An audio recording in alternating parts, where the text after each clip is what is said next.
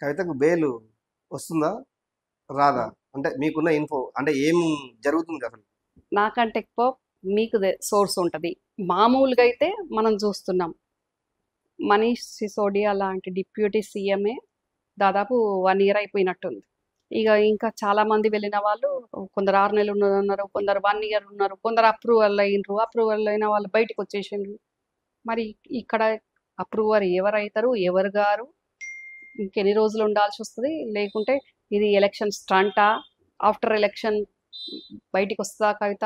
అంటే election stunt అంటే నాకు అర్థం కాలేదు. అవునండి, ఇప్పుడు కేవలం బీజేపీ పార్టీ నాయకులే పేర్లు అప్రస్తుతం. ఓకే. బీజేపీ పార్టీ కీలకమైన నాయకులే మాట్లాడిండ్రు.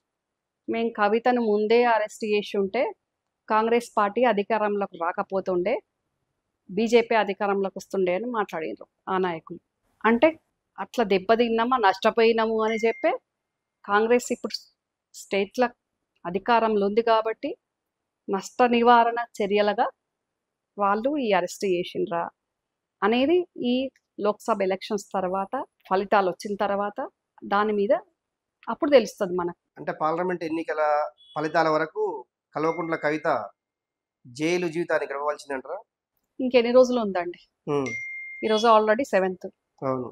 13th polling, June 4th result వస్తుంది. ఎన్ని రోజులు అండి? 1 మంత్ ఆల్మోస్ట్. ఈ లోపల ఇంకేదన్నా జరిగినా జరగవచ్చు. ఏం జరగొచ్చు అంటే? ఏం చెప్పొస్తుంది? రాజకీయాల్లో ఏదైనా సాధ్యం కదండి. అంటే ఏం జరగొచ్చు? అదే రాజకీయంలో ఏం సాధ్యం? ఏదైనా సాధ్యం అవుతుంది కదా. మీరు ఏమనుకుంటారో అది చెప్పండి. అదే కదా కావాల్సి మాకు. మీకు కావాల్సింది అదే కావచ్చు. హ్మ్. ఎంతసేపు వాళ్ళు మా మా గవర్నమెంట్ పడగొడతాం పడగొడతాం అని బీఆర్ఎస్ వాళ్ళు అనుడు, హ్మ్. బీజేపీ వాళ్ళు అదే మాట అనుడు, బీఆర్ఎస్ వాళ్ళు ఇదే మాట అనుడు. హ్మ్. మరి వీళ్ళు విలీనం చేస్తారా, లేకుంటే ఇద్దరు కలిసి అలయన్స్ అవుతారా, లేకుంటే ఇంకేమన్నా రహస్య ఒప్పందాలు, చీకటి ఒప్పందాలు జరిగినాయా అనే దాని మీద డిపెండ్ అయి ఉంటుంది కదా.